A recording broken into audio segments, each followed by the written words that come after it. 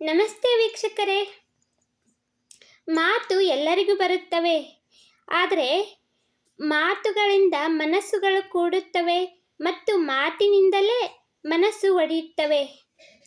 ಮನಸ್ಸುಗಳು ಕೂಡೋದಕ್ಕೆ ನಾವು ಎಷ್ಟೋ ಬಾರಿ ಮಾತಾಡಬೇಕಾಗತ್ತೆ. ಅದೇ ಮನಸ್ಸು ಒಡೆಯೋದಕ್ಕೆ ಒಂದೇ ಒಂದು ಮಾತು ಸಾಕು ವೀಕ್ಷಕರೇ. ಮಾತು ನಮ್ಮ ಜೀವನಕ್ಕೆ ತುಂಬಾ ಮುಖ್ಯ. ಅದಕ್ಕೆ ಮಾತು ಹೇಗಿರಬೇಕಂತ ಅಂದರೆ,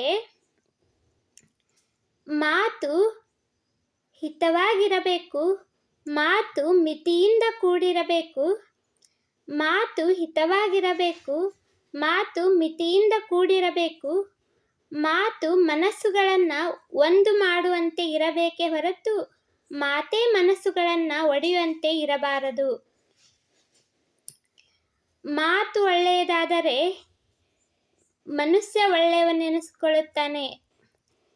ಮಾತಿನಿಂದ ಬಾಂಧವ್ಯಗಳು ಗಟ್ಟಿಯಾಗಿ ಉಳಿಯಬೇಕೇ ಹೊರತು ಮಾತಿನಿಂದಲೇ ಬಾಂಧವ್ಯ ಒಡೆಯಬಾರದು.